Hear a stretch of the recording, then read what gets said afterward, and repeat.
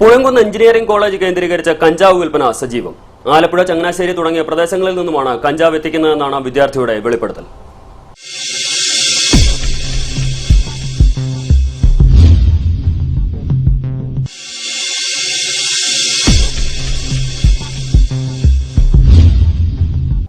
കുട്ടനാട്ടിലെ വിവിധ പ്രദേശങ്ങളിൽ കഞ്ചാവ്, മയക്കുമരുന്ന് ഉൽപ്പന്നങ്ങൾ ഉപയോഗിക്കുന്നവരെ കേന്ദ്രീകരിച്ചാണ് ഇത്തരം സംഘങ്ങളുടെ പ്രവർത്തനം.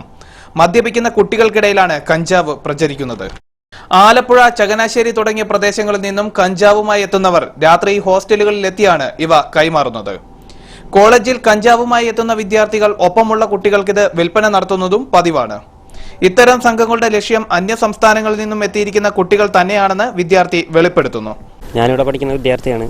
ഇവിടെ കഞ്ചാവിൻ്റെ യൂസ് നല്ല രീതിയിൽ നടക്കുന്നുണ്ട്. ആലപ്പുഴ, ചങ്ങനാശ്ശേരി, എറണാകുളം ഭാഗത്തുനിന്നായിട്ട് ഇവിടെ എത്തുന്നത് മിക്കവാറും എല്ലാ വിദ്യാർത്ഥികളും ഉപയോഗിക്കുന്നുണ്ട്. രാത്രി കാലങ്ങളിൽ ഹോസ്റ്റലിലായിട്ട് ഒരു പുറമേ നിന്ന് വന്ന് പഠിക്കുന്ന വിദ്യാർത്ഥികളെയും ഇവർ ലക്ഷ്യമിടുന്നുണ്ട്. പോലീസുകാരും എക്സൈസുകാരും ഒന്നും ഇവിടെ തിരിഞ്ഞു നോക്കാറില്ല. കോളേജ് അധികൃതരും ഒരു നടപടിയും ഇതുവരെ സ്വീകരിച്ചിട്ടില്ല. പോലീസ്, എക്സൈസ് ഉദ്യോഗസ്ഥർ കുട്ടനാട്ടിൽ കഞ്ചാവ്, മയക്കുമരുന്ന് ഉൽപ്പന്നങ്ങൾ എത്തുന്നില്ലെന്ന് തറപ്പിച്ചു പറയുമ്പോൾ കുട്ടനാട്ടിലെ ഉൾപ്രദേശമായ പുളുങ്കുന്നിൽ കഞ്ചാവിന്റെ വിൽപ്പന തകൃതിയായി നടക്കുകയാണ്. രാത്രി വൈകിയും പുളുങ്കുന്ന് എഞ്ചിനീയറിംഗ് കോളേജിന്റെ പരിസരങ്ങളിൽ പരിചിതരല്ലാത്തവർ എത്തുന്നത് പതിവാണെന്നും നാട്ടുകാർ പറഞ്ഞു.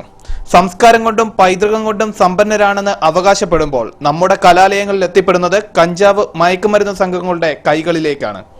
സ്കൂൾ, കോളേജ് തലങ്ങളിൽ ലഹരിവിരുദ്ധ പ്രവർത്തനങ്ങൾ ഊർജിതമായി നടക്കുന്നുണ്ടെന്ന് അധികാരികൾ അവകാശപ്പെടുമ്പോഴും അവയൊന്നും ഫലപ്രാപ്തിയിൽ എത്തുന്നില്ല എന്നാണ് വിദ്യാർത്ഥിയുടെ വെളിപ്പെടുത്തലിൽ നിന്നും നമുക്ക് മനസ്സിലാവുന്നത്.